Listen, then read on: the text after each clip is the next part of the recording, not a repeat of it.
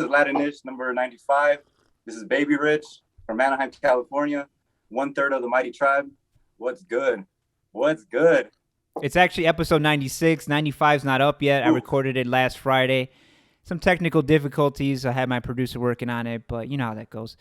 So we number 96, then. 96, and I'm gunning for 100 because on 100 my wife's coming on, and she's shy as a motherfucker. She don't like anybody knowing her. She's Mexican. She don't like from Mexico, so she don't like anybody knowing her information. Nothing about her personal life. I felt that. So I'm gonna do, and that's gonna be my first filmed in person chat. And so that's gonna be. She's like, "What are we gonna talk about? What are we gonna talk about? So I gotta run all the questions by her. But thank you for coming on, man. Mighty Tribe Zone, right? Is that the group? No, Mighty Tribe Zone is the channel. Is the name of the channel? Oh, okay. But the Mighty Tribe is the group. Yeah, Mighty Tribe, like Mighty Ducks, but with the tribe. Mighty Duck, but with a tribe. And name everybody. I mean, you are Dubon, right? Am I saying that right? Yeah, basically I used to be Dubon, and then when I became 27, that was like the year of the rock star. So I just decided to really change my name to Baybeh Rich.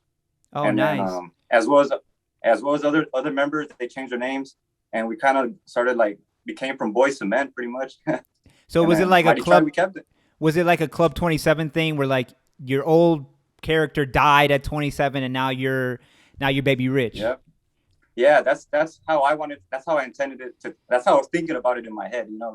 I kind of wanted to just get over my insecurities, get over certain things, and just reborn as a phoenix, and become the person that I've always wanted to be since a little kid. Be the superhero that I wanted to be.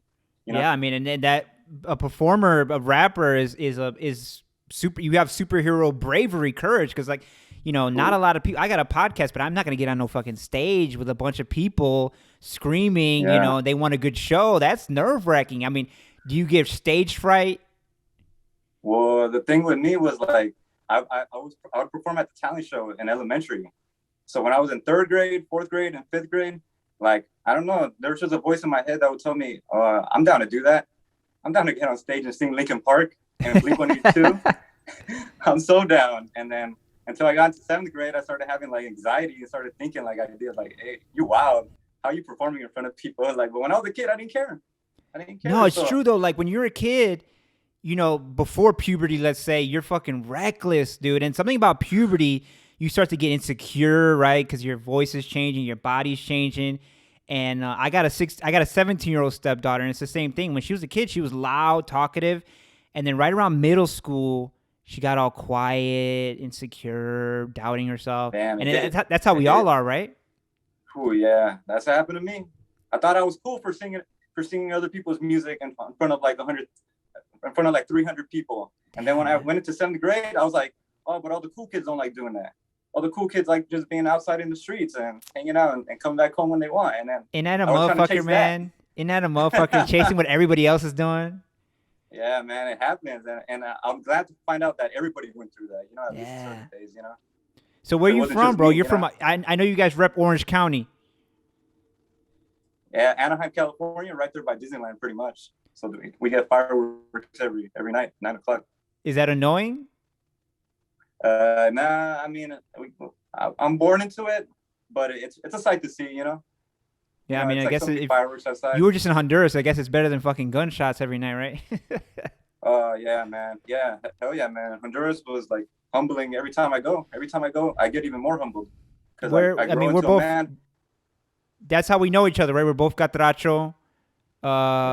What part of Honduras is your family from? I got the Selección Nacional right here. I got this right outside the stadium in Tegucigalpa.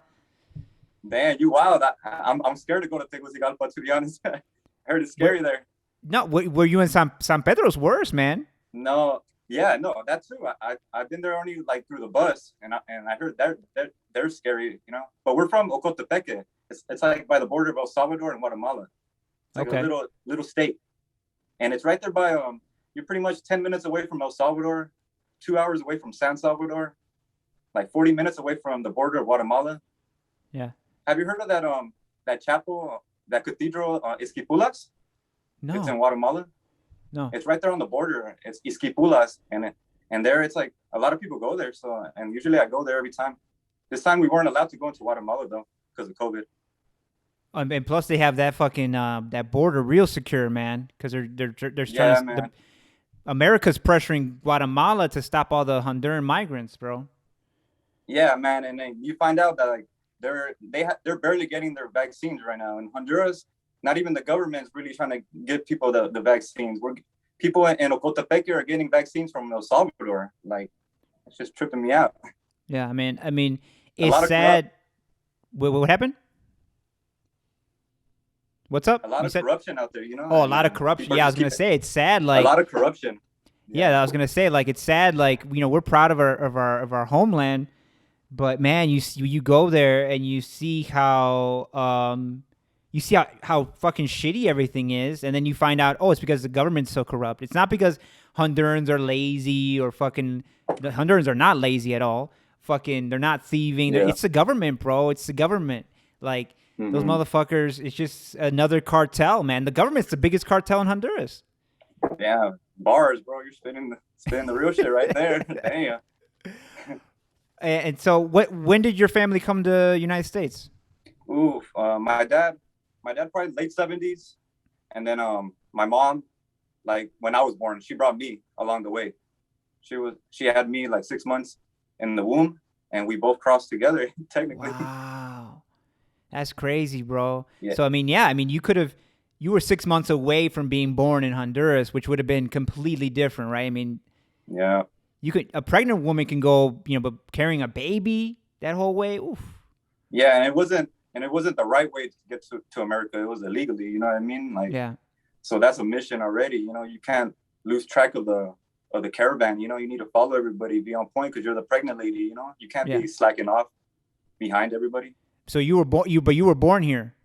Yeah, I made it just in time to be born in Anaheim, California. I mean, and that's. I mean, my wife was undocumented. She's got most of her family's undocumented, and like to be born here, to be the first person in your family born in America, man, there's a lot of pressure on you, right? Because you realize, my parents don't have. Nobody in my family has the rights that I have just by being born here, and I don't know if your parents told you anything specifically, but you kind of feel it, right? That there's a pressure on you as the American. Yeah. You feel like the chosen one, to be honest. Right. You like you're meant to level up from everything that we ran away from, you know, because we had to run away from a lot of stuff in Honduras, you know. Yeah. And then like your parents don't, because you're American. I was born in Chicago, and my mom was born in Honduras, in Santa Lucia, just outside of Tegucigalpa. And you're American, so they think, oh, you have rights, right? So you need to do everything in that and the other. And they don't really understand racism. Like, if you talk to them, they laugh at racism. Like, oh, you're a little bitch. Like, why are you laughing about racism? Not realizing that racism, like institutional racism, is real. Like, you might be born in America, but the way you look and your name is not going to get you into fucking... You lose out on so many opportunities. Like, there's studies that show that just your name on a resume... Like, if I submit a resume and my name's Hector Luis Alamo, and I submit the same resume with the same credentials, same experience, and that guy's name is Robert Smith Smith's going to get picked 9 times out of 10, and I'm going to get rejected. It's the same resume, bro. Yeah, and our parents don't understand it because our parents didn't have education to begin with. It's just survivor's mentality. Yeah. So then they're not knowing that your kid's going to be born in a new world. They have to learn about American history. Yeah. And I wasn't ready for that. I was like, well, I don't feel American because they don't treat me American. I'm more Honduran, you know. I feel like an alien, like a literal alien, you know. Yeah. And then I started learning about everything about Martin Luther King, Cesar Chavez, and I'm like, damn, like America was going through some shit. And I just came from Honduras, and I'm just trying to like be the chosen one for my family, to provide for my family back home. Yeah. And I got all this already on me now, this American mentality that I was born with, this rebel mentality. And not only that, I mean, we're millennials too. So like the world, even for white people, right? Like the world is different than it used to be. Like it's radically different, even for white people. Never mind our parents. Like the world that we come from and the world that our parents come from is completely different. They have no idea, man. We're like immigrants on top of immigrants on top of immigrants. Facts. Bars right there, bro. And it's like, you know, but then you also you also feel that like we're proud of being Honduran, and because we know like it's a small little country, like what 12 million people. That's nothing. Yeah. That's like two LAs, right? Like Yeah. Hey, basically. and then But like other Latinos don't even know what Honduran is. Like if you now they do maybe, but back in the day when I was growing up, Honduras are like, oh, you're Hindu because I looked Indian. They're like, oh, you're Hindu. No, I'm like, right. no, Honduras. Hey man, I feel you, man, because I've been in Chicago. It's probably the same way as Orange County, LA. Like it's just Mexicans. Yeah. So I'm over here like every day trying to explain to people I'm not from Mexico. Honduras is not part of Mexico, you know? Yeah. And it's kind of like you get like you feel like you're not good enough to be with Mexicans because Mexicans is just always hanging out with Mexicans. Yeah. And then once you're from one of even the smaller countries, you're kind of like belittled a little bit, you know? And it's crazy, man. Yeah, Because Mexicans look at you like you're nothing, man. Yeah, it's some real shit, man. And then I always felt like I wasn't good enough, you know? I was like, damn, like everywhere I go, you know? Yeah. To the white people, I'm brown. I'm not American like they are. To Mexicans, I'm not Latino enough like them or anything because I don't have the culture that they have, the history, the rich background that they have, you know? Yeah. In Honduras, it's like you're just in the jungle and anything, you know? No education. You have to become a killer or you have to leave to America. Yeah, I mean, and that's kind of what makes me proud about being Honduras because it's so small and it's like it's a tribe, bro. It's a mighty tribe, bro. Facts, you bro. know? Facts, mega. And but how'd you like get into rapping? Let's get into that. Ooh, okay then. Basically, like I told you, like third, fifth, fourth grade, I would perform. I would sing. I'll be into rock and roll a lot. Like that was my main genre that I would listen to, you know. And then the more I got into high school, the more I got into junior high, I started like appreciating more than music the lyrics, you know. And so once I heard like artists like Immortal Technique, Slug from Atmosphere, Murs from Living Legends, and most importantly NWA. You know, once I heard Eazy-E rap, it was over. I was like, this is like what speaks to me, you know. Yeah. You know, when I heard Straight Outta Compton or Gangsta Gangsta, like I was like, damn, this is like the new rock and roll. These are the new rock stars right here, you know? Right.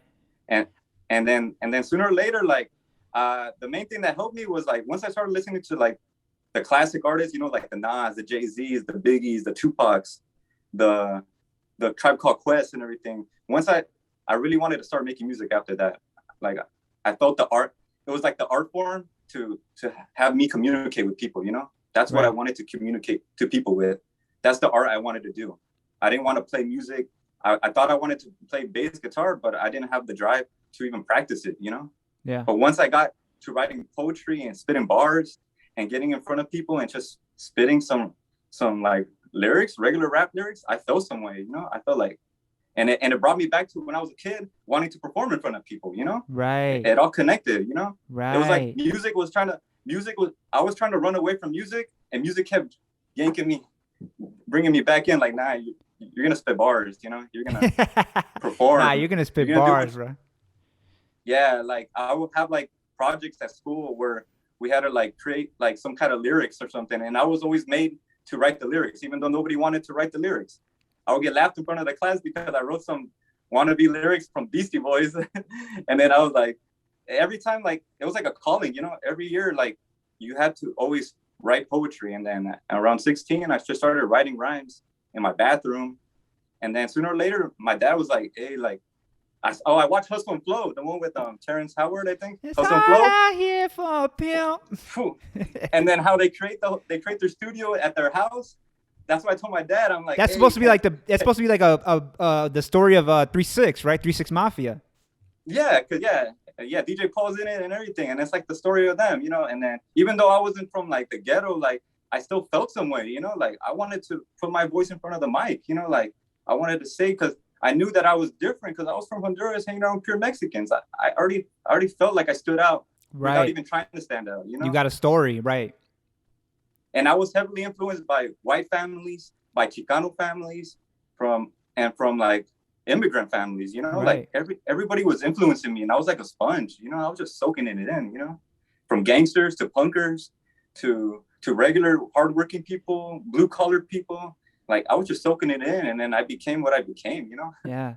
No, I'm the same way, and I think it's because we're Honduran. Like you said, we don't fit in, and so we don't try to fit in. We just go whatever with whoever's Hmm. cool, whatever we like.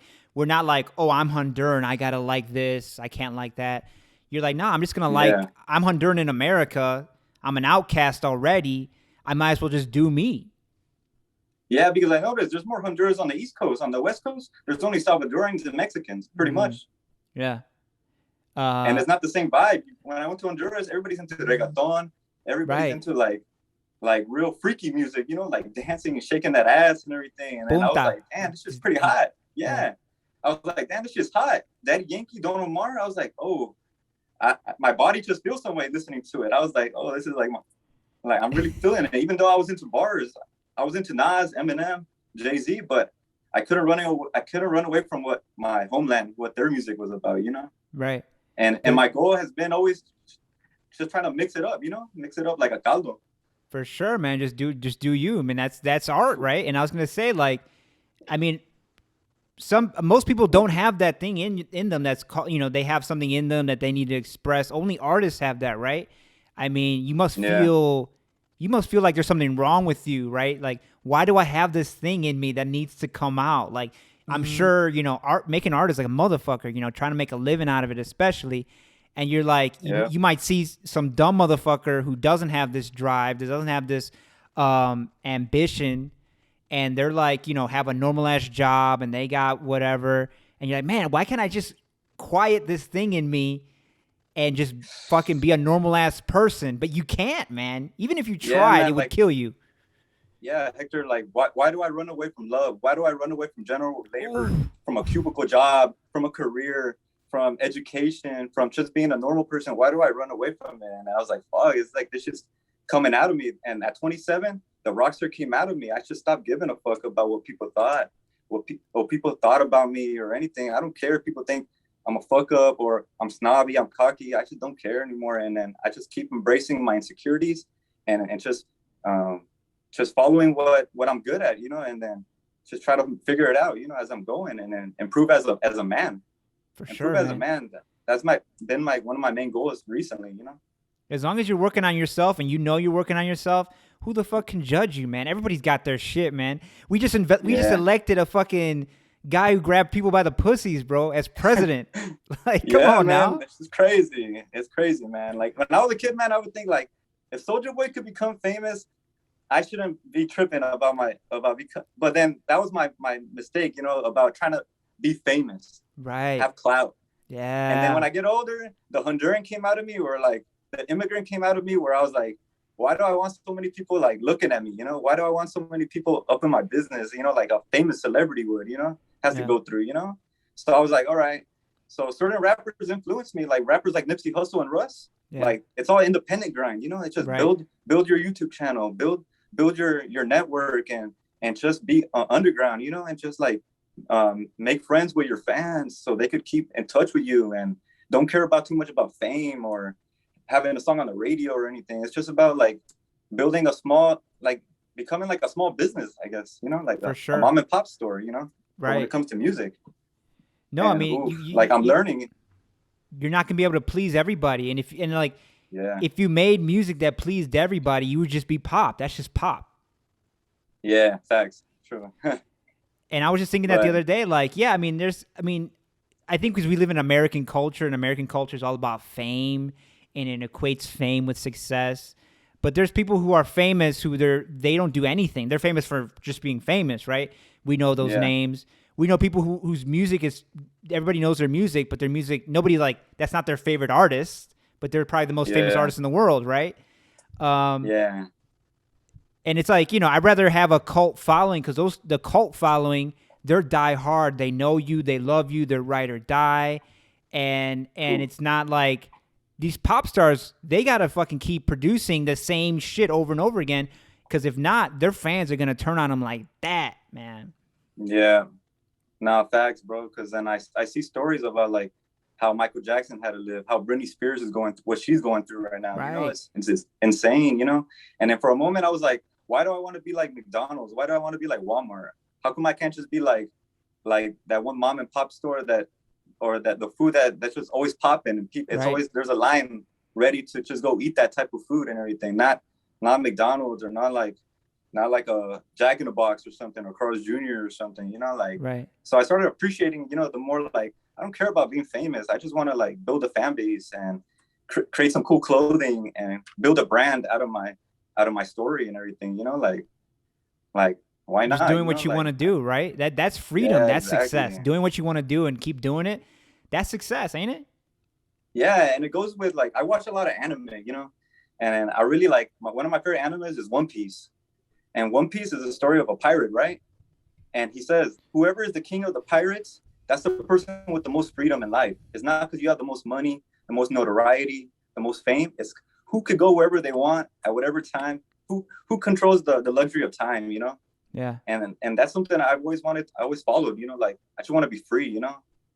I want to be like, let's just go to Paris right now because we want to, you know, like, and that's just the goal, you know, trying to get to that level. You It know? sounds like we're trying to have the same life, bro. Yeah, because I'm the same way, right? Like I don't make a lot of money. I barely make any money, but I still, when I see the people who do make money who are close to me, I'm like, man, your days look fucking horrible, man. You making mad Yeah. money, like props to that, right? Making money is a virtue. Everybody's got to eat, but like the way people are making money, like killing themselves, being depressed, right? Not knowing, like Yeah, I couldn't man. imagine not knowing who I am, you know? And that's a lot of people have that right now. Like, who am I? Like all these people in the pandemic who quit their jobs on Wall Street or whatever, and they're like, I'm gonna be an artist, like, and they're 36, 30, 40, like great on you, right? But you're finding it out now at 35, 36 that you didn't want to be Yeah. a banker, you didn't want to be a stockbroker, you wanted to make art. Man, that's good for you for figuring it out, but you've wasted a lot of your life, man, chasing somebody else's Yeah. vision. But like I'm glad like those people finally got it out, you know? Right. They Yeah. got out sooner or later, you know, like 35, like my parents would tell me, like, Papi, you're still fucking young, you know. 35, you're still a baby, you know, compared to the 80-year-olds that I've already been through life, the 90-year-olds. When you're 35, that's still young, you know, you still got a lot of time to level up even more, you know, especially as a man, right? Like we still get to grow even more and more and more. Yeah. And that's like, it's a virtue, you know, like the pandemic, it really opened my eyes and really like I had to stop working at the event production company where I was at. And I really started thinking like all this extra time, why don't I just improve on myself, you know, and on my weaknesses and on my fitness, on my mental health. Let's read more. I want to read more. Baby Rich, can we read more? Can we improve on your recording skills, on your mixing skills, on your showmanship? Can you start learning how to fight like a certain style of fighting? And I started doing that, you know, started boxing. I started doing Zumba, started learning how to be like less shy about stuff like that, you know? Yeah, did the And boxing help? I used to do boxing when I was a little kid. So, my dad boxed and he would give us boxing gloves. But I heard that like boxing really builds your confidence in other areas of your life. Just fighting, right? yeah, man, I have 4 months of boxing. So I haven't completed a year yet, but it's really like it helped me do things that I didn't want to do, you know, like running a lot, like running just to go run to build your stamina up. Like I enjoy it now, you know, and then it made me more confident now. Like I don't have to ask for people to go to shows with me to go network and meet people. I could just go by myself now, like because I know deep in my heart I'm not a person that looks for trouble. You know, I don't look for fights. I don't try to pump my chest out anywhere I go. I just now that I know how to like at least fight and do some combinations and everything, like I just feel confident that where I go, I could be safe and I'll know how to take care of certain problems that may come my way, you know, Do you because find they're it gonna hard come to my like? way. Do you find it hard to walk that line between being? I mean, I'm calling you a rapper and calling it hip hop, but like your music, you guys' music is very distinct. It's very rock, right? Very punk. It sounds a lot like Rage, right? It sounds a lot like Right. it's very LA rock, and then some of it's very hip hop. And then I was listening to what is it, The Gift and the Curse.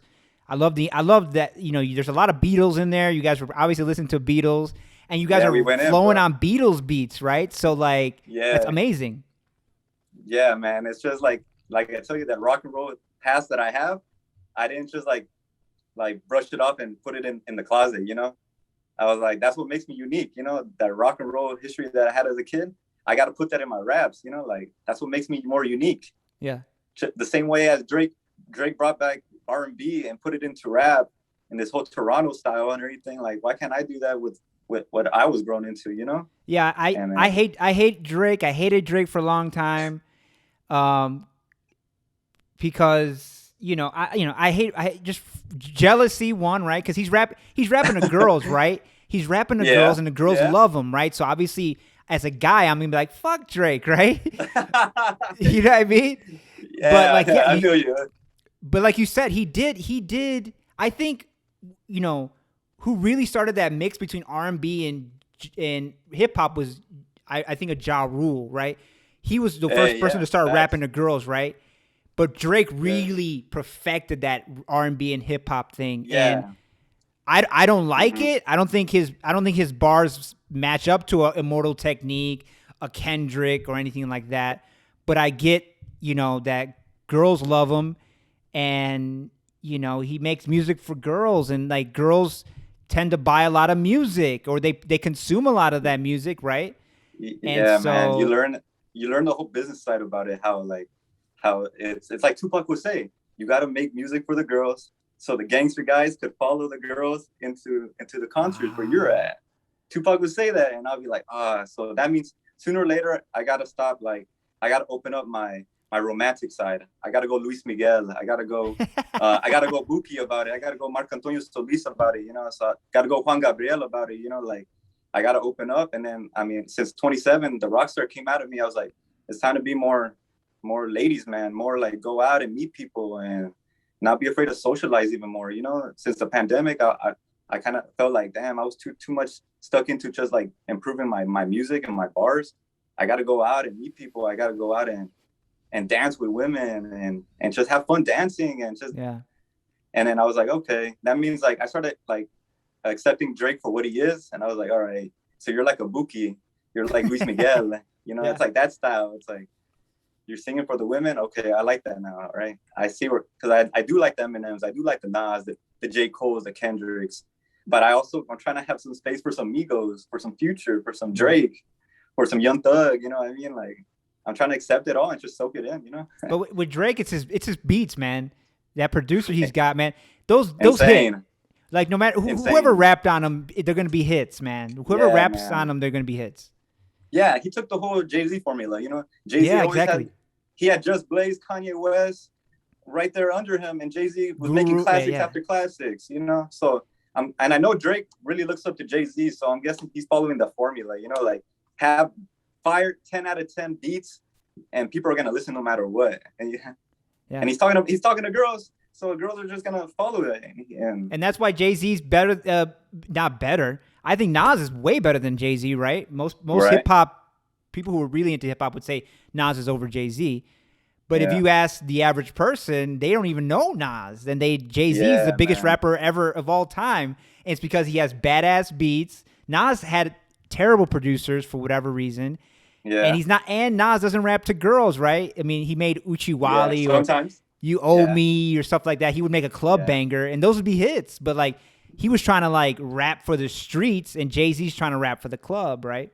Yeah, Hector. And then just like you mentioned, Nas and Jay-Z, like when I tell people who are my most favorite rappers, it's Nas and Jay-Z, Nas and Jay-Z, they created the Bible of rap to me, like there's nothing better than those two men, And I have some Nas in me where I'm like humble, but I'll kill you on the mic.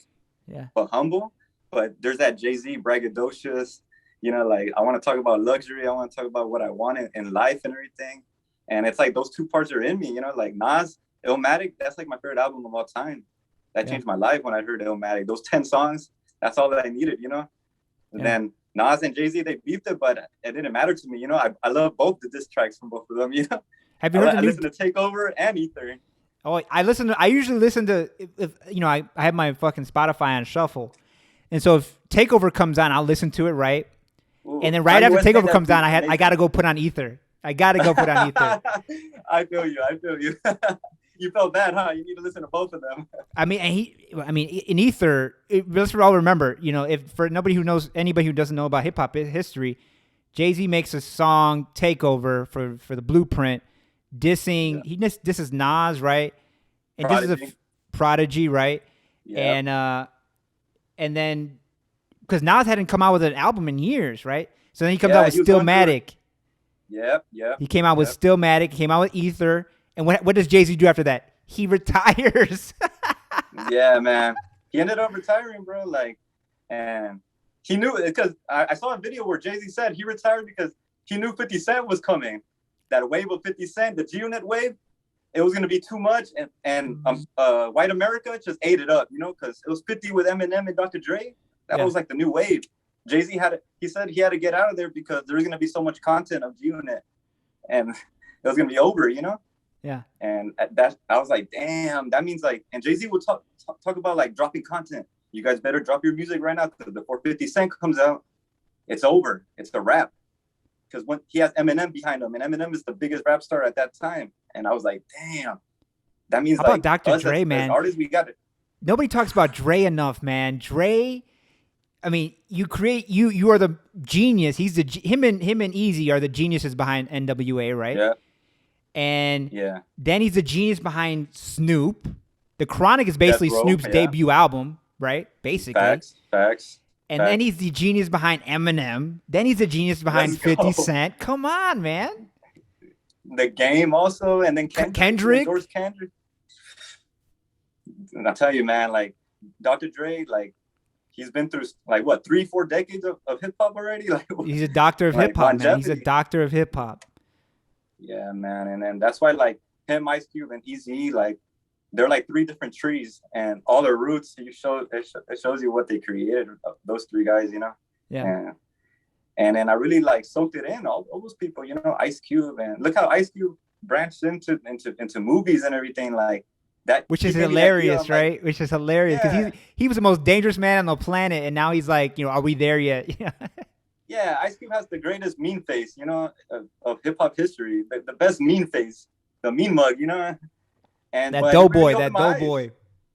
He really opened my eyes. I'm like, that means you don't have to rap and be a rapper all your life. You know, you could get into movies, get into clothing, get into fashion, like Kanye West was doing. You know, like it really opened. It laid the seeds in my head for later on. You know, like where I don't think I have to be a rapper all my life and keep wowing people. You know, like now once your music is there, once it speaks for itself, why don't you just become an entrepreneur? You know, like right. And they show that in the NWA movie, right? That like they were using hip hop. They loved hip hop. They love flowing and everything, but they were actually using it to get out of the ghetto and have it be a launch pad for other stuff. Like they wanted to be moguls. Well, Dre at least. Yeah. Maybe not everybody else in NWA didn't have the vision that Dre had. Dre had a vision. Yeah. Like he saw everything. Yeah, and like I know like Jerry Heller really taught Eazy-E the game, and Eazy-E was already becoming even bigger than he was because he was already meeting the president. You know, this guy was about to level up even more. You know, and then that's crazy, man. But Ice Cube also was trying to. Ice Cube didn't want to be no backup singer. He wanted to be a star too, and then Dre had that star in him too. You know, like it's amazing. You know, and like, and then it really helped me understand because my dad would tell me also like you have to like create businesses and it can't be just like a one-trick pony, and it really helped me like grow up and understand that's what a man is being about, you know, like getting money from a lot of different incomes and sources of revenue and everything. Yeah. And I'm really like and like I tell people, like hip hop is like a teacher to me, you know. I learned as much as in school with hip hop, you know. Yeah. Like stuff that I never even knew about, and then rappers will be teaching me that, you know. Yeah. Nas and Jay-Z were like dads to me, you know, musical dads. Yeah, for sure. Man. And so like you were talking about sacrifices. You talked about love life. You talked about friends. I mean, talk about the things you've had to give up, man, chasing this dream. I mean, I know what I've had to give up, you know, my pride, all kinds of stuff, my ego, all kinds of shit. Oof.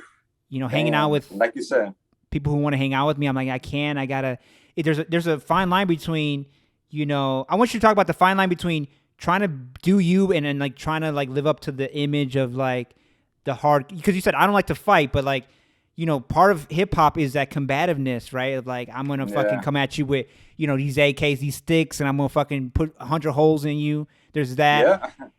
And then the talk about the sacrifices, man, like the not being able to, you know, maybe not have a girlfriend, maybe not hang out with your friends, missing moments. Oh man, like one of the main things is like the fact that you're gonna be misunderstood. People are not gonna understand you, you know, and that's what if people think you're everyday rapping, they already got this image of you in their head that that you don't have time for anybody. You think you're above everybody. You think you're the shit.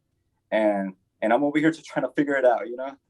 Yeah. And especially with the rap style I like going with. I like sounding like Jay-Z, trying to sound like Jay-Z. Jay-Z brags, you know? So being misunderstood. Luckily, I had a lot of friends that were making music with me, the Mighty Tribe. So we're all friends growing up to be men together, but we're always coming back to the studio and recording our songs and everything. But from other friends, yeah, I missed out on a lot of memories. I missed out on a lot of times going to the bars with friends.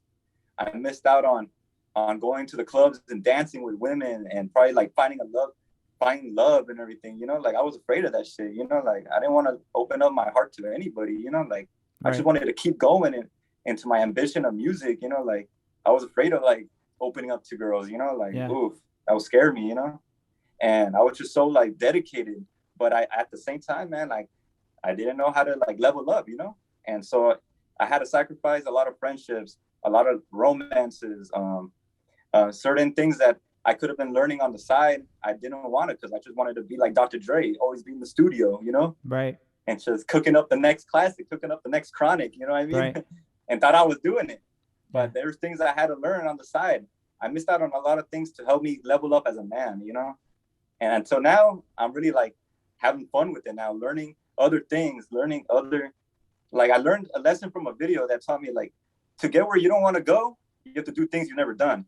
Ooh, preach, man. And bro, like, and that's why I was like, all right, so why don't I just go dance and go how to do Zumba, go to the bars by yourself, go to shows and network with rappers and just meet them and then enjoy their sets and doing a lot of things like that. So I sacrificed a lot of time for my music, you know, and thought I was doing it right, but I wasn't doing it. Like maybe I had to learn more marketing or something, you know, like all that, you know. And other thing, like, okay, I probably missed out on a lot of time going to Honduras too, you know, like I wasn't going to Honduras every year. Now I relish it. Now I want to go to Honduras every year. But back then I could have seen my grandparents more because I was always trying to like cook up the next big album, you know, in my mind.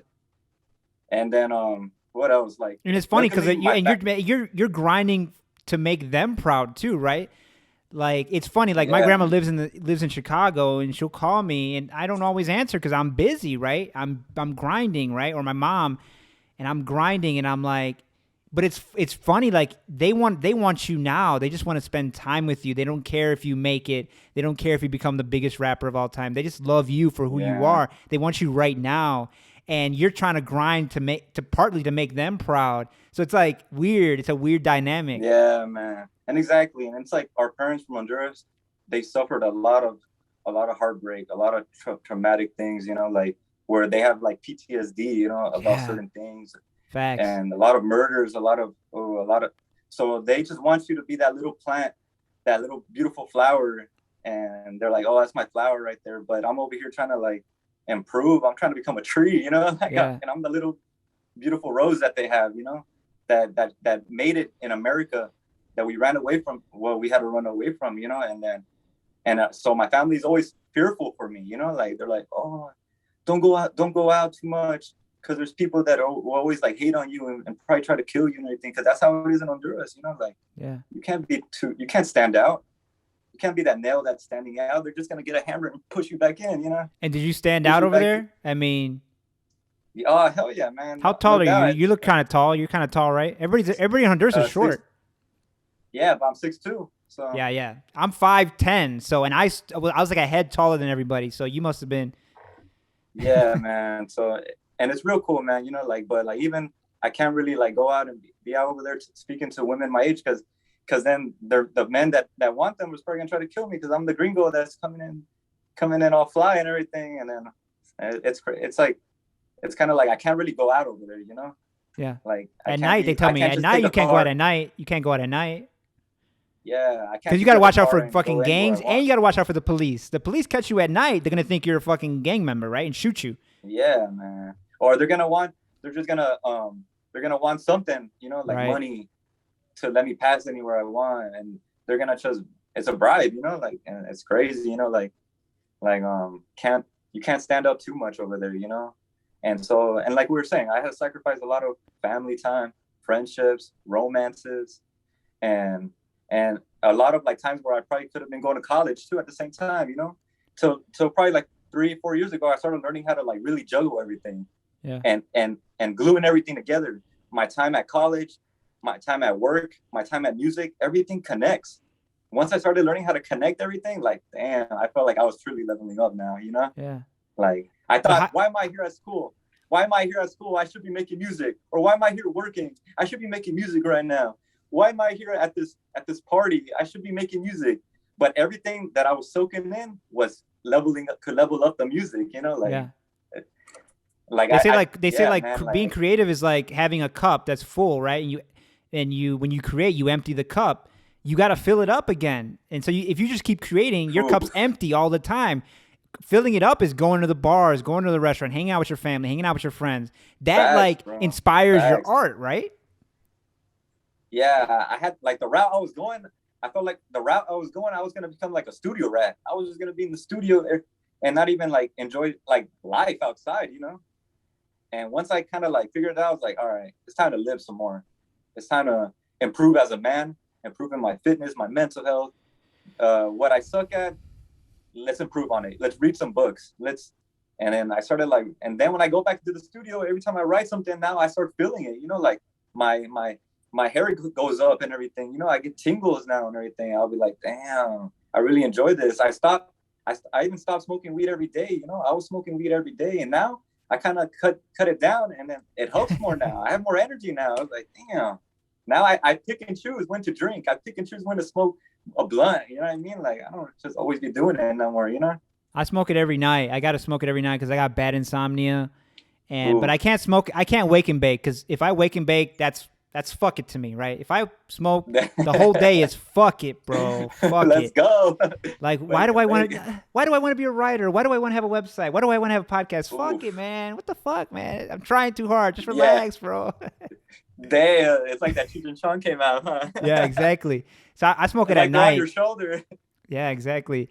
And what was I gonna say? Like, how do you? I mean, so how the juggling, that's super important. And like, how do you fucking manage it all, bro? You just manage it? Ooh, yeah, man. Like, one thing I do now is like I stay focused, man. Like, I treat it like I have like a checklist every day, like, and make sure like if I'm watching like the same show every other like 4 hours, I need to stop doing that. You know, like I keep it to myself. I probably watch one anime, like one show of something, a novella or a drama or a docu-series on Netflix or an anime or something. But I can't be watching like 3 different things, you know? At one moment, I was probably watching The Sopranos, and that shit had me addicted, man. The Sopranos. How badass was that? I watched it like 4 years ago, straight through, right? Had never seen it. Fire, it's fire. I think I'm gonna go through it again, bro. I think I'm gonna go through it again, man. It's so good, bro. Hector, I'm afraid to like even watch the first episode again, because then. And The Wire, you seen The Wire? Dude, I tried to, man. I tried to get into The Wire. 2 or 3 times, man. I started, episode 1, episode 2, and it didn't get me, man. Yeah, man. And then, like I said, like I can't watch multiple shows like that. So I'm on one thing right now, and I watch it when I'm eating. And then right now I'm still on my studies.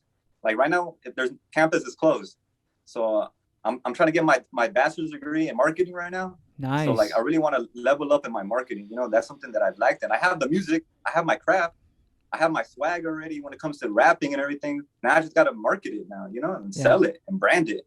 So that's what I suck at. I can't sell. I can create, but I can't sell shit, bro. Like I don't even have the urge in me to sell it. I just want to create it, have somebody else sell it. But you gotta be your own marketer now, man, with the internet.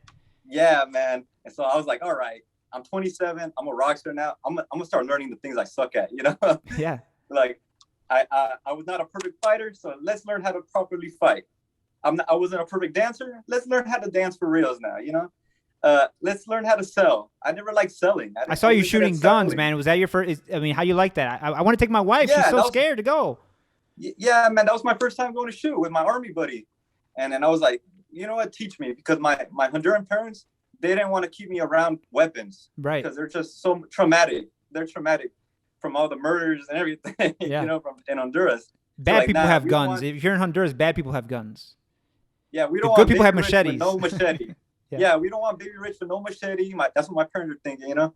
They don't want no machete around me. They don't want no guns. They don't want me feeling all like machismo with the straps and But everything, you bro, I know? see dude, I see the fucking I see the album, the next album cover with you, just you in Honduras with a machete, bro. Bro, hey, that's coming, bro. Where I'm gonna have to go Selena and start doing Spanish stuff and everything. That's my next goal, you know? Learn how Yeah. to songwrite in Spanish. Because I Because know you need your I people to could probably, vouch for you first, man. You need your people to vouch. Because America at large is not going to vouch for us. Because they're yeah, facts, racist. bro. They already think their Ooh, things about us. You got yeah, to because have your people vouch for you first. yeah, and that takes me back to when I watched Selena the movie and the Netflix show where the dad tells her you have to do Spanish things first, Spanish songs first before you want to go Madonna, before you want to go Celine Dion and And she go hated that music. Whitney She hated that Houston because music. that's what Selena. Yeah. So I was like, okay, that means I got to do the Spanish thing. I got to spit bars like Nas or Jay-Z, but do it in Spanish. Let's go. And that's my next goal. You know, right now I'm working on Illegal Paper Boys with my partner from the Mighty Tribe, which is like a homage to our parents who are like the ones without green cards, making money, providing for the families back at home. And that's like the vibe I'm going in right now. You know, like I want to make an album for my dad, you know, because my dad Where's was everybody the from original in Mighty Tribe? Illegal Where's everybody Paper Boy. from? Mexicans, and then me and my brother were the Hondurans of the Who's Mighty your brother Tribe. in You know? Mighty Tribe? He's a marketer, so Oh, okay. he does marketing. He does the creative direction about it. You know, like creative director. You know, and then the other Mexican guys were like the ones songwriting. And then, but one of my homies, he got his business popping, so he's making money in the tree and tree care. You know, In so. what? And tree care, like those palms right behind you. Like he's the one that gets those palms looking sexy, you know, Oh, yeah? cutting off the bad parts. Yeah, at hotels, at the Hilton, at the Yeah. Marriott, Yeah. and he's doing it big, you know, with his business, you know. So and then so we're just creating an album for our parents, the struggles that they did to make us have the American passport, you know, to have that American passport, to be a citizen. That's already bragging rights right there. Yeah. That's what I learned to find out. Once you're American, you could talk a lot of shit. Especially when you go back to Honduras, you realize that, right? For real, People treat bro. you like once you find out, they treat you like you're a god, man. Like the people, like your oh, friends yeah. and family, like you're the American. Ooh, here, come sit in this table. Come sit at this chair. Bro. It feels like I have my own season of The Bachelor, and all the women are just ready there.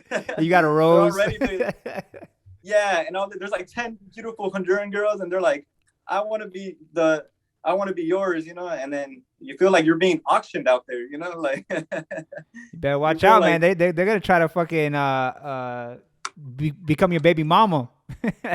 Facts, bro. Facts. Come on.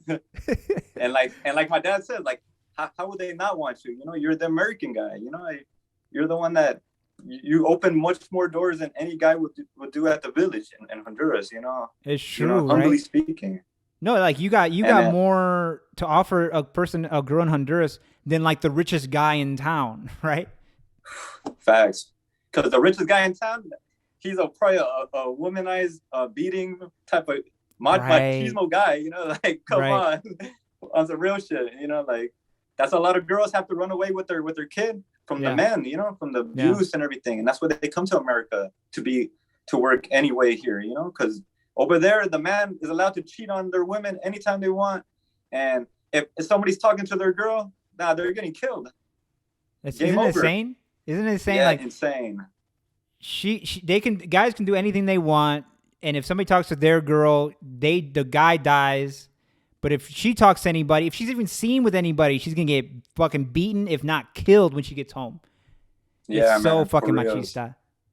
Yeah, man. And it's real toxic, man. But that's why I had to really like stay in the shadows over there in Honduras, you know, just chilling with my little family, my cousins and my nephews who all look up to me because I'm the guy from America, and I'm just trying to have fun, just go to the river, eat like a cow that barely got killed and it tastes so amazing, or a chicken soup. You could taste the grass when you eat the beef. You can taste the grass that the fucking cow ate that morning.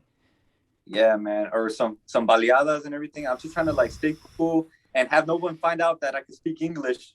Right. Because if I go to the town, I can't speak English around there. I have to speak Spanish. because if they find out I'm speaking English, I'm already standing out right there. Right. It's like, yeah, like Baby Rich, chill, you know, like no Yeah. English out here, you know. Yeah, it's 'Cause crazy. who Like knows who's listening, you know? they were trying to tell me like my grandma's like, hey, if anybody asks you're from the capital, but my fucking Spanish is terrible, right? And so somebody For comes up to me real, on the I feel bus, somebody's that. on the bus, and he's like, oh, ¿de dónde eres? I'm like, del capital. And you just the way I said it, he's like, you know, I guess they don't say that, right? They Yeah, say the Tegu or something. They'll say, yeah, um, soy de Tegu or soy de Ceiba or yeah, de yeah, San yeah. Pedro Sula, like So I that, said the like capital. They're like, motherfucker, you ain't no from the capital, nigga. You from fucking Chicago, dog. you from the shy. Yeah, You right. from the shy. Come on, quit playing. So when's I mean, you said Illegal Paper Boys when I talked to you earlier. You said you were uploading it now, right? I mean, when is it coming out? No, well, right now, what's happening right now, it's in the process. So it's like the soup is getting cooked right now. I have some songs getting mixed. I already have one song mixed. I'm getting another one mixed in the process with my engineer. And at the same time, I'm writing some extra songs because I really want to have like a track Illegal Paper Boys album and then create a deluxe album also. I want to have like 12, 14 songs. So right now I'm living, writing some songs, going to school, reading, doing fitness and everything, and just writing my bars, you know, like take an hour a day, just put a beat on and just write to it. Get into your mode. If you want to smoke a blunt, I'll write an hour, just whatever comes out. Next day I'll come back to the same verse and I'll be sober and I'll be like, that worked, that didn't work. You know what I mean? And then We I'm got the just same moving like fucking. that. We're the same person, bro. We want the Let's same go. life. We want the same life. We write the same way, right? Write drunk. I usually smoke and drink and write, and then I Right. edit sober, right? Because if you try to write Bro. sober, you're trying to. When you try to write sober, you're already editing. You're trying to edit as you write, and you can't do that, right? You got to just Yeah, bro. let it fly, bro. Yeah. And Hector, I learned that from college. At college, they taught me how to properly write essays, how to do proper information reports and everything, how to really cite, how to like you can't just like plagiarize, you know what I mean? So Yeah. and that whole mentality, that whole college mentality, I brought it to my songs. I was like, all right, let's smoke a blunt and spit and write 20 bars. And then the next day I'll come back to it and then I'll edit some parts and then I'll start performing it and I'll memorize it to myself and everything. And then I'll be like, how can I make this sound hotter, you know? And then if it works, if not, we're gonna go because I don't want to just like Lil Wayne it and just like record anything. Whatever happens that night happens, like Lil Wayne does. Right. I want to go back to it, and then I'm like, all right, that was sick. That wasn't sick, you know. I'll change it up. I'm not tripping, you know. Yeah. So I mean, yeah, that's the two things, right? I mean, Jay-Z says he doesn't write. He says he just goes in the booth and Yeah. spits, which is insane because they sound like they're written. Yeah, but what I've heard is that Jay-Z in the studio, he's like at a corner of the studio room, and he's like. He's just like he's creating in his head, so like you can't talk to him when he's in that mode. He looks kind of like he's not right in the head. Kind of looks like, you know, like he's mentally incompetent or something, but he's creating everything in his head. That's And crazy, then I was dude. like, yeah, so I was like, all right, I could probably do that. That means I have to level up my freestyling, but I'm really comfortable with writing bars, you know. I want to Right. go like Eminem style, you know, write the bars, and then maybe tomorrow I'll come back to it and I'll be like, all right, that was pretty sick, pretty sick. Let's keep working on it, you know, keep The developing. next day, if you like it the next day, that's how you know it's good. Because when you're writing Right. it, you think it's amazing.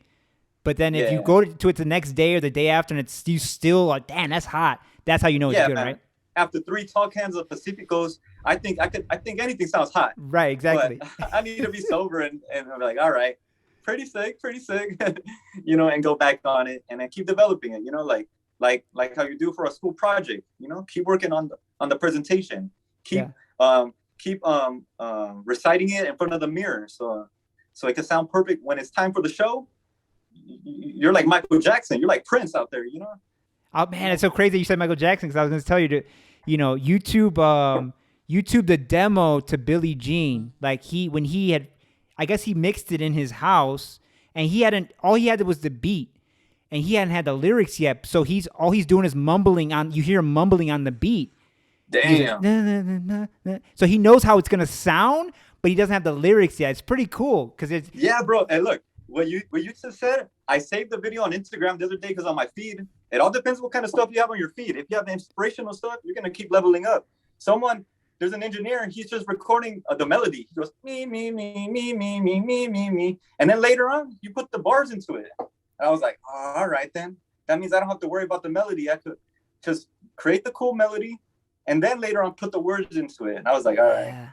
I'm obsessed with. I'm obsessed with. I always read or study how anybody in anything creative, how they create their art, because like. Yeah, you know, you see the finished product and you're like, I'm never going to be able to create that. And then you see how they make it step by step. And it sucks in the beginning. And you're like, oh, I can suck in the beginning. Oh, okay. Yeah, and then I also, like, you're talking about Billie Jean. I read a story where Bruce Sweetian, that's the engineer to Billie Jean.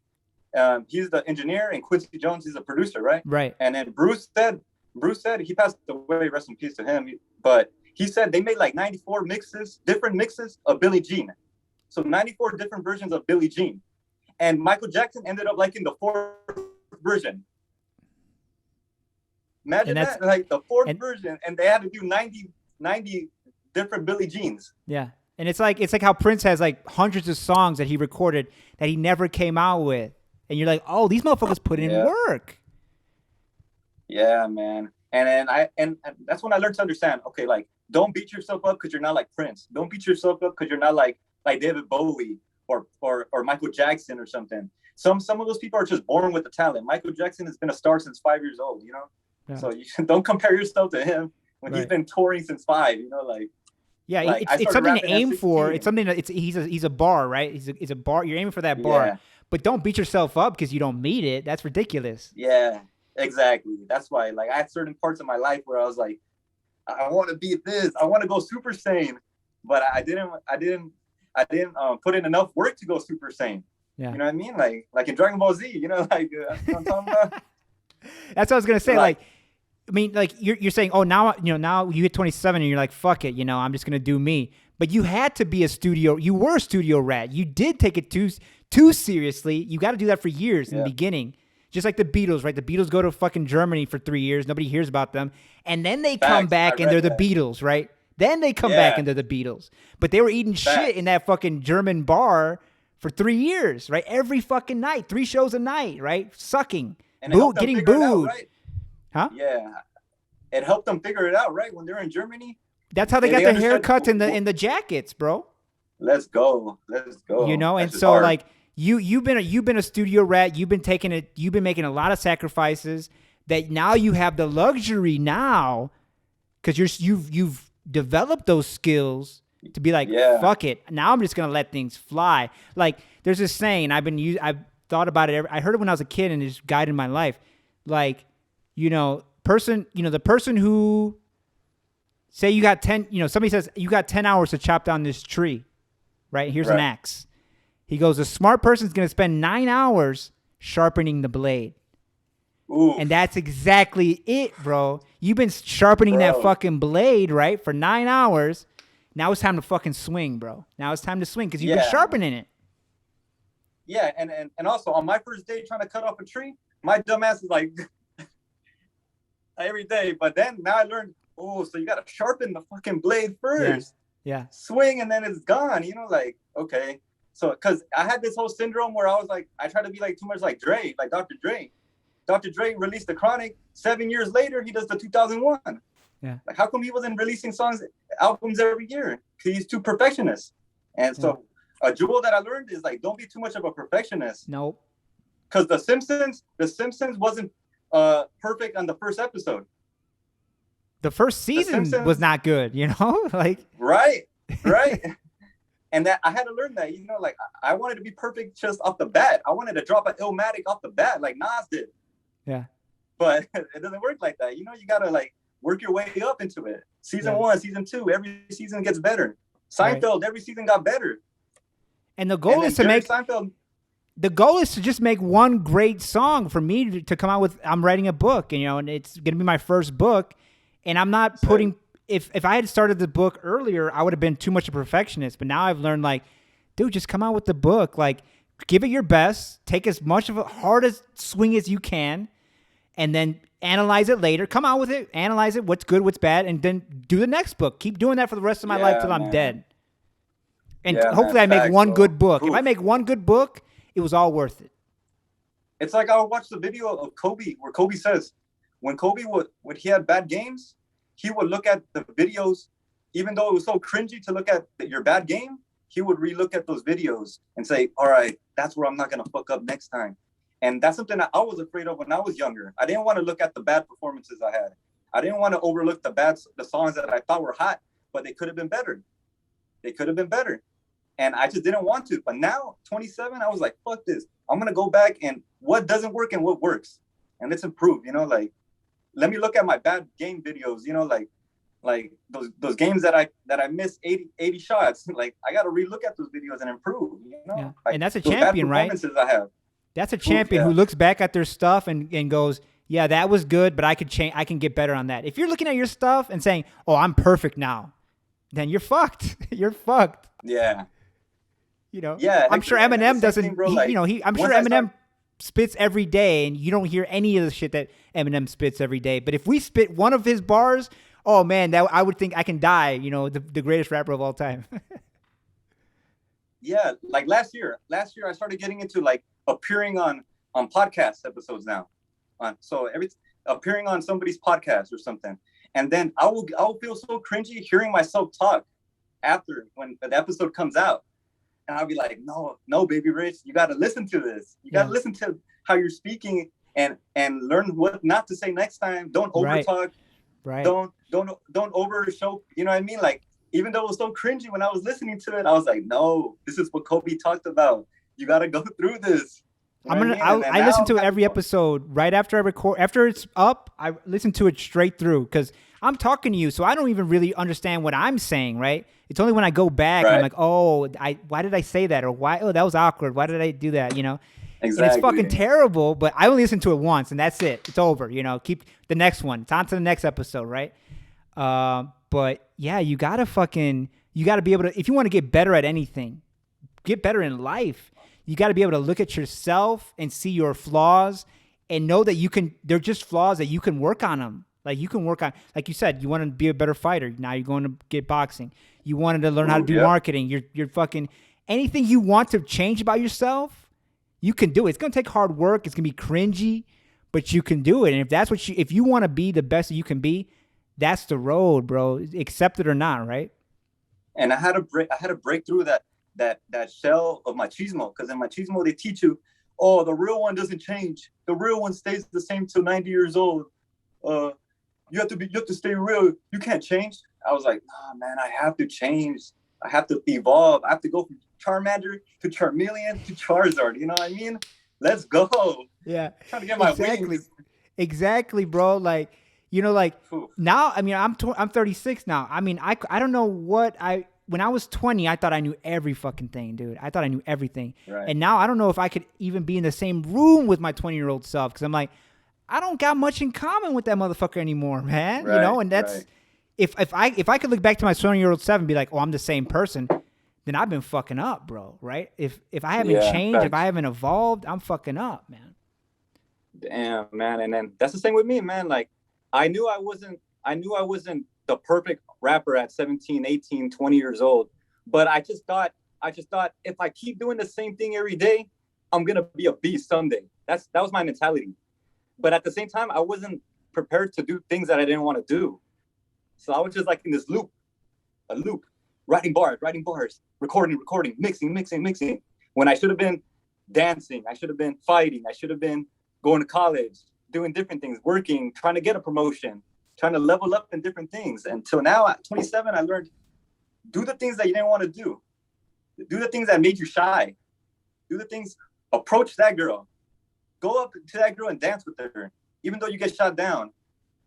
Try to network with that person, even though they're probably gonna think you're weird off the bat. Like, now I'm doing things that I'm uncomfortable with, but it's fun, It's like, damn, could have been doing this earlier, but who cares? We all have our own story, right? We all have our own story. We get to where we need to go at a certain age, right? Like, it's cool.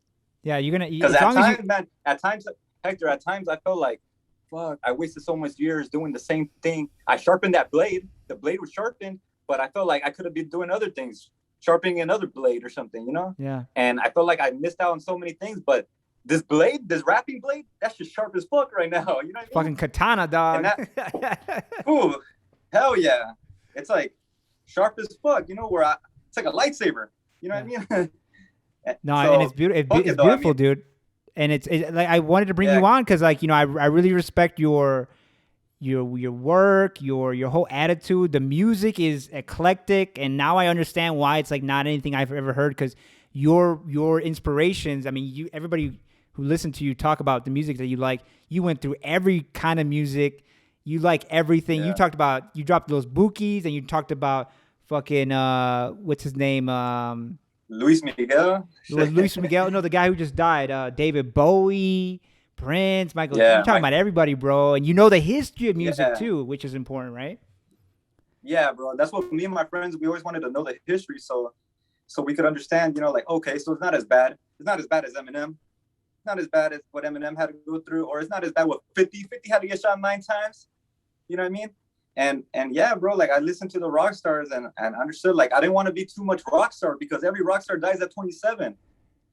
Most of my favorite rock stars, they were just living life, putting heroin in their veins and everything, and they're just being rock stars. Yeah. And I was like, I don't want to do that.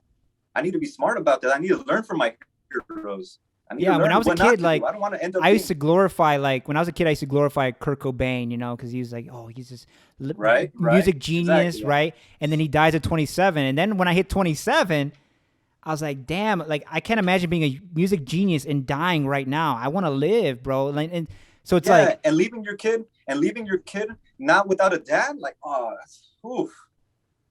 That Cobain girl, like, she grew up without her dad. You know what I mean? And it's that's like some real shit right there. People got to ask yourself, you know, do you want to be a genius, famous, rich, and die at 27? Or do you want to live old and have a great family and friends and great memories and see the world and maybe not be rich and famous? And that's where I'm, you know, I mean, you're almost lucky that you don't become rich and famous at a young age. Imagine becoming rich and famous at 18. You know, like Bieber. Yeah, man. Like, it sounds amazing, but it would fuck you up. Yeah, man. Because I've heard a lot of stories where all those Nickelodeon kids, those child stars, Disney stars, they don't end up right, man. They don't end up right. Look what happened to Drake Bell right now, from Drake and Josh. Yeah, bro. And he was like America's kid, bro. Bro, he was amazing. He was so funny. Like, but look how it ends up, man. Drake and Josh, classic show. But look how Drake came out, you know. Or certain people from Nickelodeon and Cartoon Network and everything, like, and then you learn, you got blessed. God blessed you with not taking you that route. I was like, damn. Or look at Michael Jackson, right? Michael Jackson was famous, like you said. Michael Jackson was famous since he was 8, and who wouldn't, on the outside, who wouldn't want to be Michael Jackson? But when you read about his life, he was trapped, bro, and that's why he was fucking crazy. Yeah. I think he was sick in the head. I love him. I love his music. But he was sick in the head. I don't know if I don't think he molested people, but he was definitely fucking weird. Yeah, Hector, I just thought that man was too nice. He's too nice for this world, you know? And he got took for advantage, you know? We took advantage of him, everybody. But the public, we fed off of him. Because even as a kid, I felt bad because Eminem made me think that Michael Jackson was a child molester. Eminem, because he would do those songs making fun of Michael Jackson. Yeah. But Michael Jackson was just too nice. He was too of an angel. He was too naive, thinking that people were not gonna turn against him. You know what I mean? And every prophet gets turned against on. You know, like that's what a prophet has to go through. You know? Jesus. Kendrick says that in that song "Mortal Man." You ever hear that song "Mortal Man" by Kendrick? No. Which one is it? Which album is it? It's the "To Pimp a Butterfly." Okay. And he talks about like Muhammad Ali had to go through so much scrutiny. Michael Jackson had to go through so much scrutiny. Nelson Mandela had to go through so much scrutiny. But they were the prophets for the people. But the people turned against those people, you know?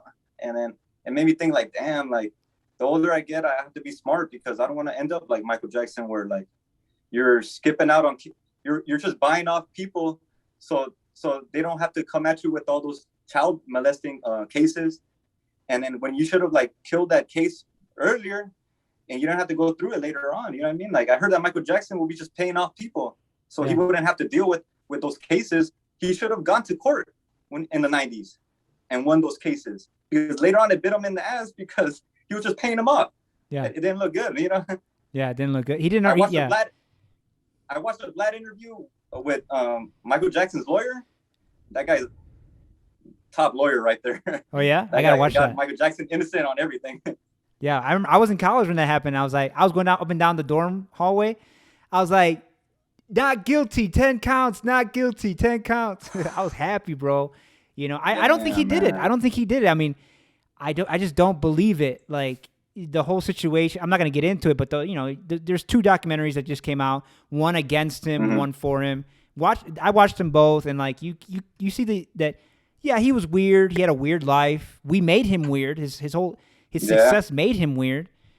Yeah. But I don't think he fucking was molesting kids. Like he didn't have to. If he wanted to molest kids, he would have never gotten caught. He was that rich, that powerful. So like you're not gonna catch him molesting kids. Never. Yeah, and then the more I learned about music business, like I was telling you, like I need to learn more about music business. Okay, let's do that.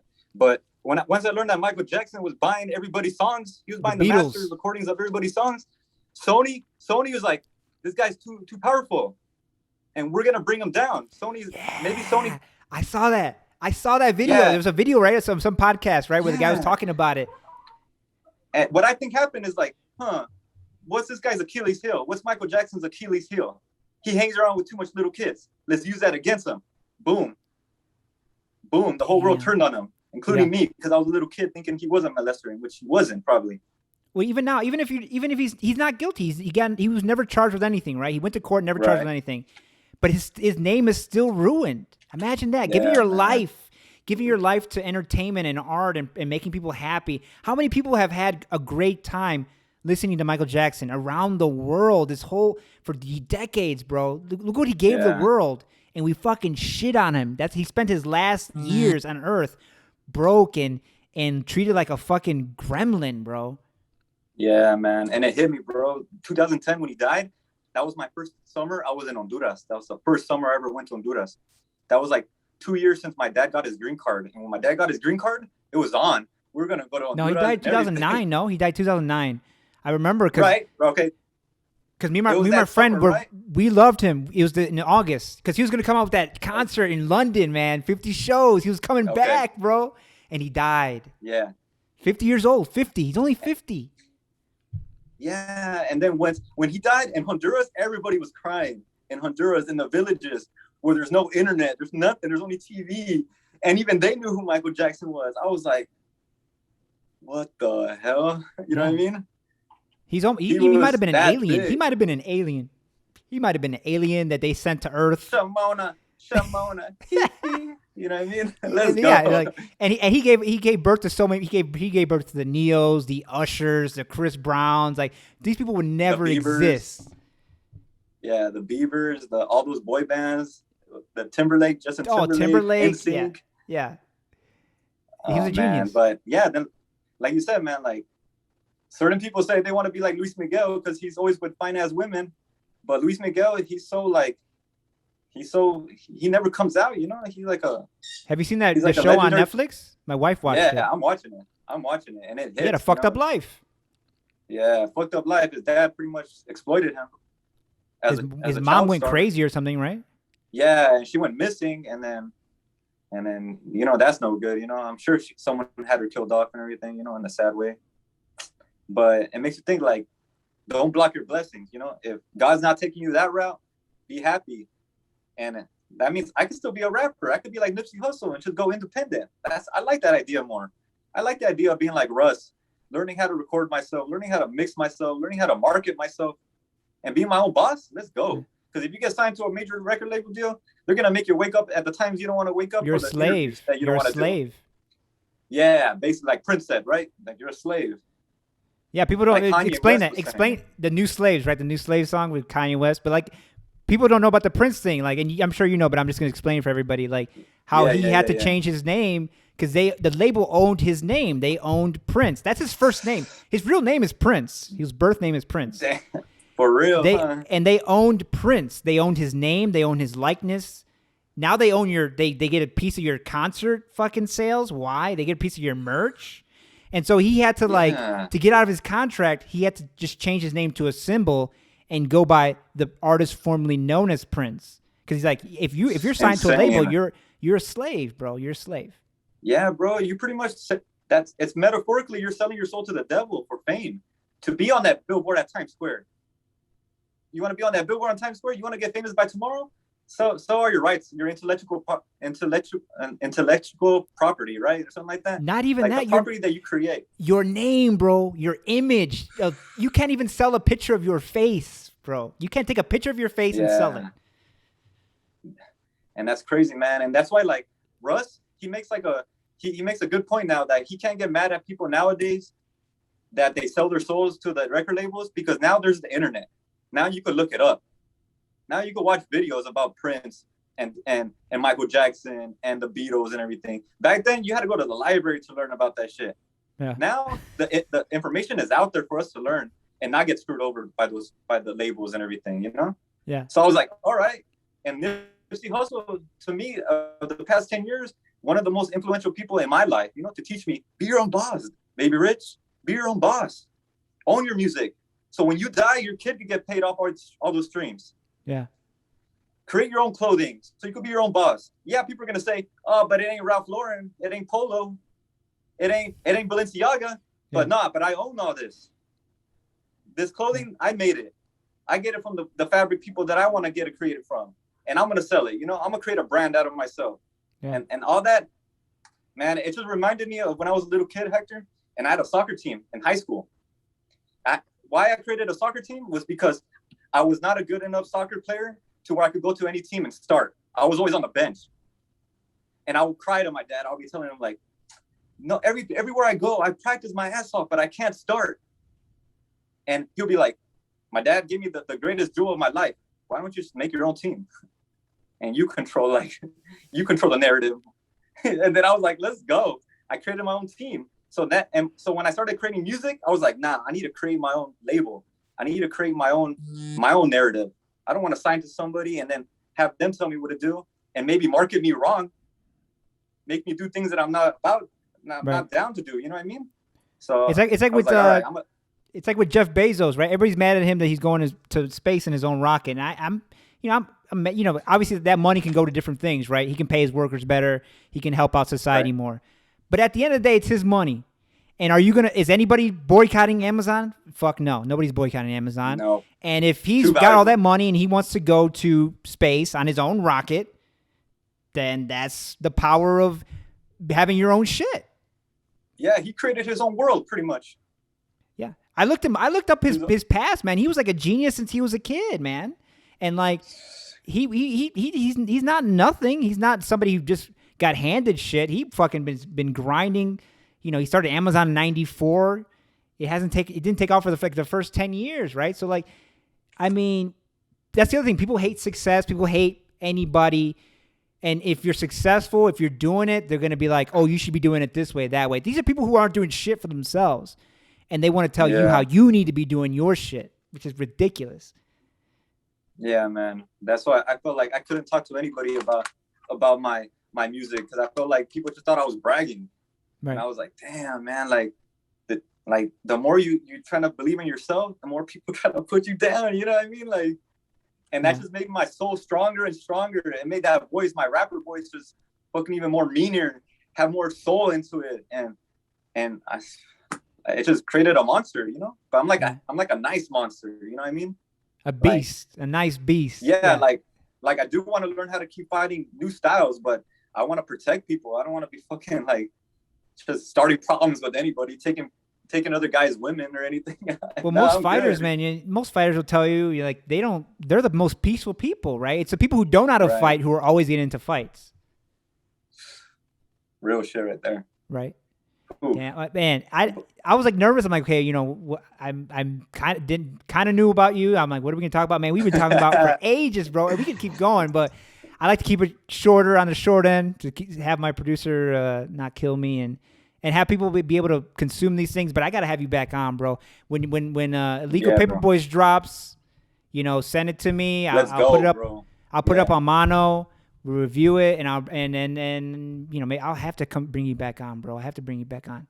Inspirational, man. I think people listening to you who have their own dreams and have their own doubts. I mean, this is important, man, that they see how you think, man, because the way you think is so healthy. You seemed balanced now, man, and you're young, bro. It's crazy, man. You For real, you know, man. young bull living like Man, an old geezer, bro. Yeah, bro. I'm trying to be that immigrant that gives hope to these other immigrants to fucking wild out and level up and become what the oppressors don't want us to become. You know what I mean? Yeah. I'm trying to level up and be the greatest version of myself, like my hero Cristiano Ronaldo. You know, like I'm trying to level up, man. And compared to the people in Honduras, man, I mean, the people in Honduras can't imagine the life you're leading, bro. You're making music, you're studying marketing, you're boxing, like compared to where we come from, like it's hard because we live in America, man. So we're comparing ourselves to the rich white people who've been here forever, and they're killing it, right? But we come from Honduras, and like where we come from, nobody's doing anything remote. I have a podcast. I'm talking to you. You're in LA. Like, come on now. Yeah, bro. Come on. Over there, you're done by second grade. No more school. Fuck school. Fuck those books. The fields, bro. Work. Get to work. Yeah. And get to work and have a family by 18 already. Like, have no dreams. No dreams. If I would have been born in Honduras, if I would have stayed in Honduras and my mom would have never left with me in her womb, like who knows what kind of person I would have been. You know what I mean? You might not even be alive. Let's be real. It's all in God's. Yeah, it's all in God's work in the book he's writing down. You know what I mean? And it's crazy. It trips me out a lot. You know? Yeah, I mean, there's that cheesy ass line from with The Last Samurai, where he's like, do you believe in destiny? And he goes, and then Tom Cruise goes, I believe a man does what he can until his destiny is revealed to him.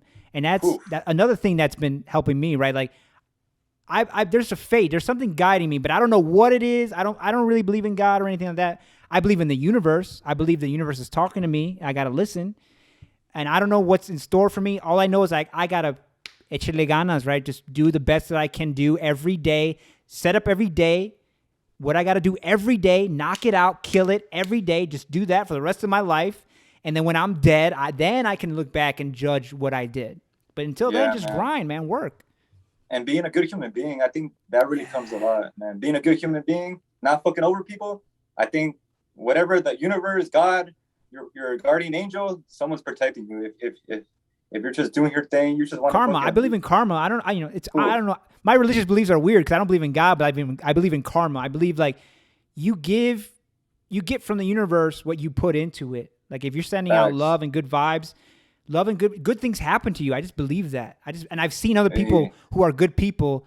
They go through a period where they eat shit, but they're still good people, and they come out on top. They come out better than they ever could imagine.